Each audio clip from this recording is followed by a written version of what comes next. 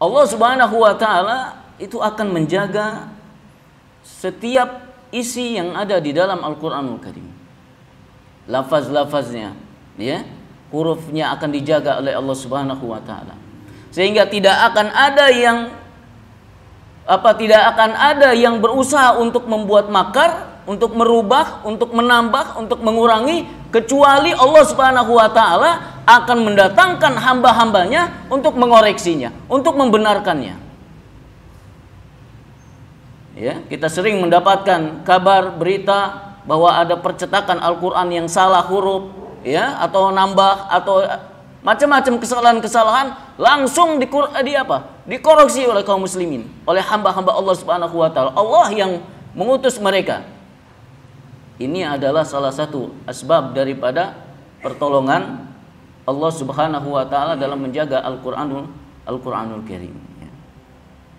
Dijaga huruf-hurufnya dari yang namanya perubahan, penambahan ataupun pengurangan.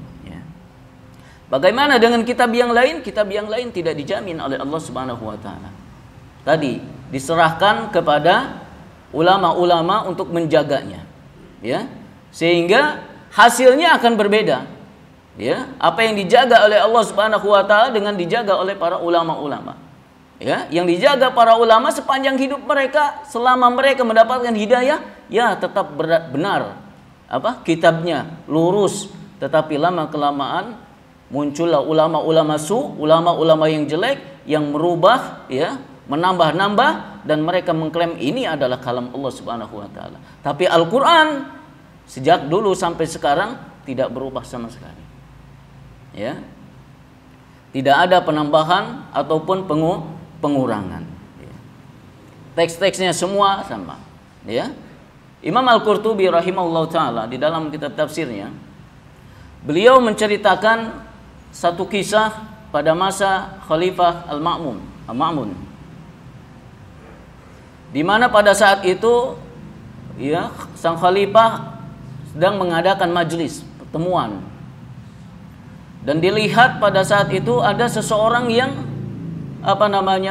wajahnya tampan, pakaiannya bagus, bahasanya tertata, ya, bagus, ya, tertata rapi dalam ngomongnya. Ini bukan orang biasa, ini orang cerdas, orang pintar nih pas ini.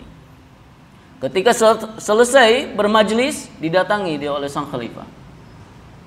Bani Israel, ya, ketahuan tanda-tandanya mungkin, ya. Naam, ya. Masuk Islamlah, ya, kata sang khalifah. Nanti saya akan berikan ini dan itu. Sang khalifah memberikan janji-janji kepada Bani Israel tadi itu. Maka dijawab oleh dia itu, ini adalah agamaku dan agama bapakku. Jadi nggak mungkin, ya, pindah agama, ya. Maka selesailah itu, maka bubar dan pulang masing-masing, ya. Setahun berikutnya Bani Israel itu ikut lagi di dalam majelis itu, ya. Tapi bedanya pada saat itu dia sudah masuk Islam. Bahkan dia sudah bisa menjelaskan tentang perkara-perkara agama dengan bagus. Maka sang khalifah pun bertanya, kamu kan yang waktu itu bertemu dengan kita? Ya, benar, ya. Gimana caranya bisa masuk Islam itu gimana?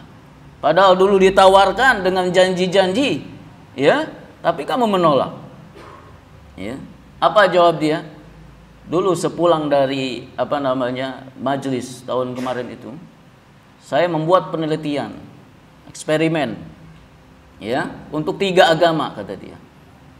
Yang pertama agama Yahudi, Nasrani, kemudian agama Islam, ya. Dari kitab-kitabnya, ya. Kemudian dia menyalin kitab Taurat, ya, kitab Taurat disalin menjadi 3. Demikian juga Injil dan juga Al-Quran. Dibagi 3, disalin 3. Semuanya ditambah dan ada juga yang dikurangi dari salinan-salinan itu. Ya, kitab Taurat dia tambahin, ada juga yang dikurangi. Ya. Terus sampai 3 salinan itu semuanya acak-acakan itu. Ya. Tapi tentunya dibuat enggak perubahannya enggak drastis, ya. Tapi ditambah, ada yang dikurangi sedikit-sedikit. Kitab Taurat salinannya dia itu, ya, jual kepada sinagog, ya, tempat peribadahannya orang-orang Yahudi, ya. Mereka baca dan mereka beli itu tiga-tiganya, 3 salinan itu kepada gereja, ya. Kitab Injilnya itu mereka baca dan mereka beli tiga-tiganya, ya. Tapi ketika diberikan kepada penerbit Al-Qur'anul Karim, maka mereka membacanya lantas membuangnya itu dan nggak mau membelinya, ya. Kenapa? Dia tahu bahwa Al-Qur'an ini terdapat banyak sekali perubahan, ada yang dikurangi dan ada yang ditambah. Maka Bani Israil tadi itu mengatakan, dari situ saya sadar bahwa Al-Qur'anul Karim mahfuz, terjaga, ya, dari yang namanya kesalahan. Gak akan ada yang bisa menambah ataupun mengurangi, kecuali Allah Subhanahu wa taala akan mengirimkan utusannya untuk memperbaikinya, ya. Kemudian dari situlah saya masuk ke dalam agama Islam yang mulia ini, ya.